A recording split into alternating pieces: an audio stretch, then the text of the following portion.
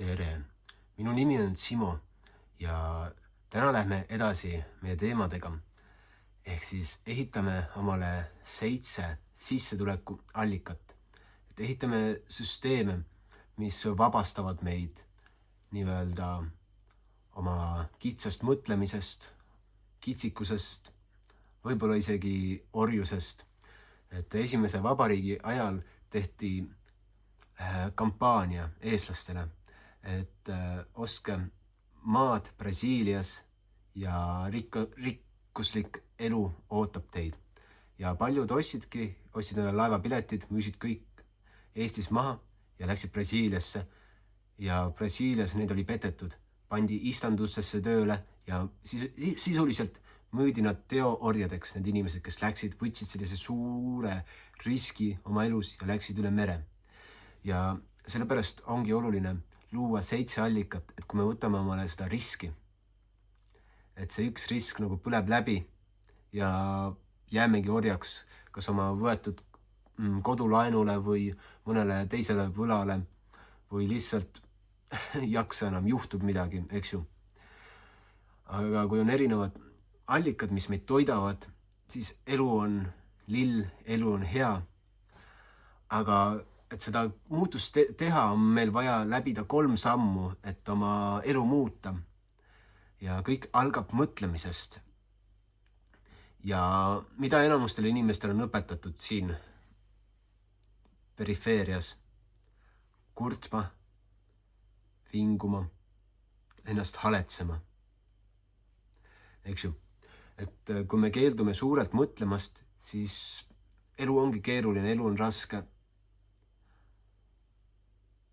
Ja mõnikord on meil ka suured visioonid. Me tahame muuta maailma, aga me pole seda sõnastanud. Me pole seda välja öelnud. Siis me ikkagist haletseme ennast. Miks midagi ei toimi? Aga kui me teeme kindla tegevusplaani strateegia, siis me saame tegelikult läbida need asjad. Aga esmalt on vaja näha seda suurt pilti, mõelda, et mida me soovime elus, et me ei teeks neid mõttetuid asju. Näiteks meil ei ole televiisorit, mõttetu näiteks sotsiaalmeedias vahtida mingeid asju, lihtsalt mingit infot, mis tuleb kellegi teise poolt sinule sisse, et see ei ole enda valitud nii-öelda mõte, mida me juhime, kontrollime ja millega me loome elus asju, mida sa soovid kogeda.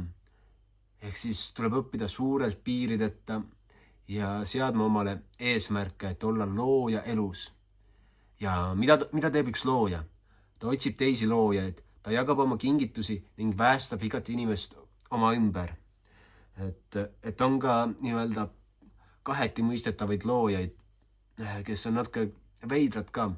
Aga üks hea näide on see Muski Elon. Eks ju, ma ei ütle, et ta oleks hea eeskuju kellelegi, aga tal on üks hea omadus, et ta käib ringi, ta räägib kõigile inimestele oma ulme mõtetest. Käib tänava peal ringi, keegi tuleb vastu, räägib, me koloniseerime Marsi ja teeme ise sõitvad autod ja siis inimene kuulab teda, mõtleb, et see on küll peast natuke segi, aga no las ta olla.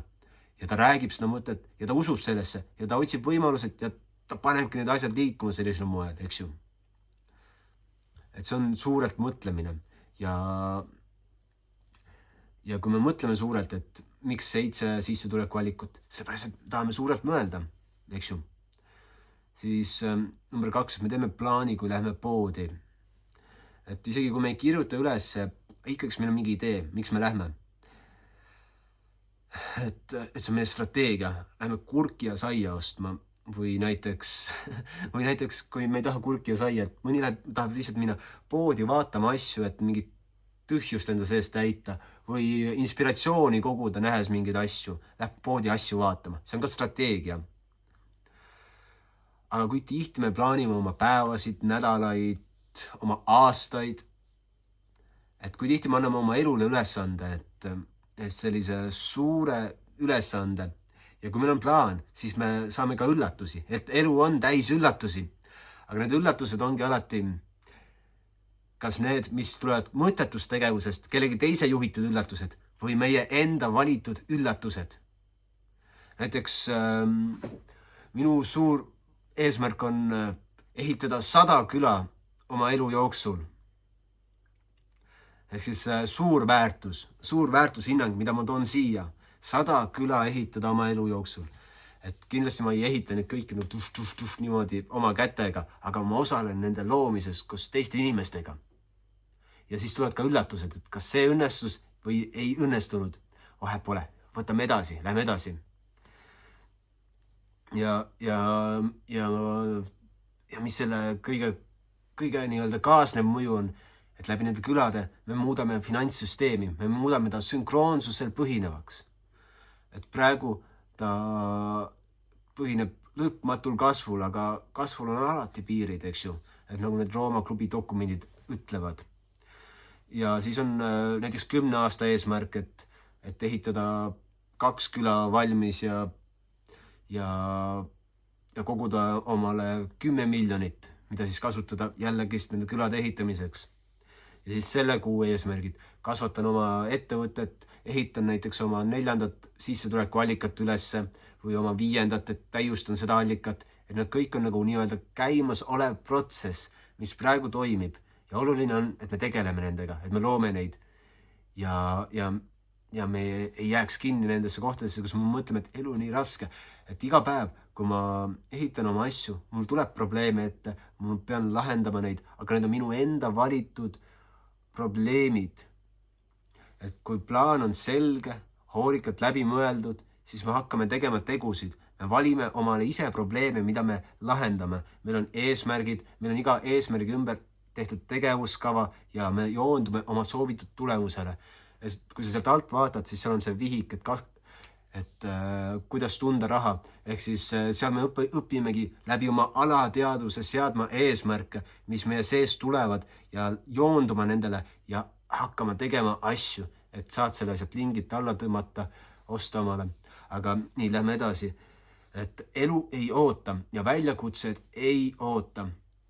Ja mõtle, kui elu oleks probleemide vaba, siis meil hakkaks varsti igav. Aga enamuste inimeste probleem on see, et nad ei vali ise endale probleeme, vaid nad on selles mõttetus olekus ja teevad asju ja neil tekivad probleemid, need sõidavad sisse.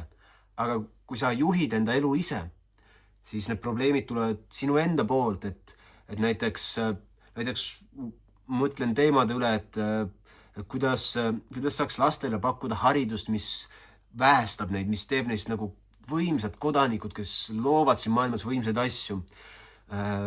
Või näiteks keegi loob mingit ettevõtet, et tal on probleem, et kuidas ma loon töökohtasid endale, et kuidas ma loon oma inimestele töökohtasid, see on suur probleem, mida ta lahendab. Või näiteks keegi mõtleb permasüsteemide peale, jätkusuutlike toidusüsteemide peale, et kuidas ma kasvatan toitu, et ta oleks nagu mürgivaba, et ta oleks tervislik, et ta päästaks inimest, annaks talle hingamist juurde ja kuidas ma suudan seda toota palju.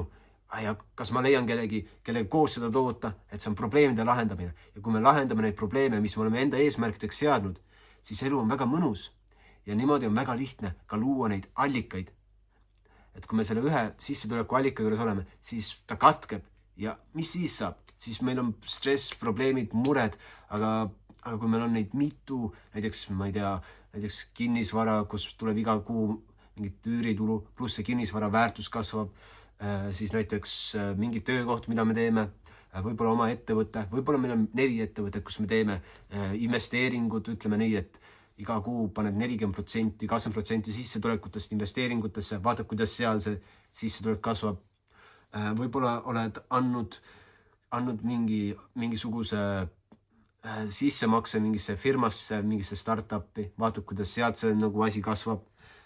Ja kõik need kokku teevadki erinevad sissetulekusambad, mis lõpuks annavad sulle sellise väe, et sa saad neid juurde ehitada, siis ehitad reaalsust, mis sulle meeldib ja mis sul vaja on.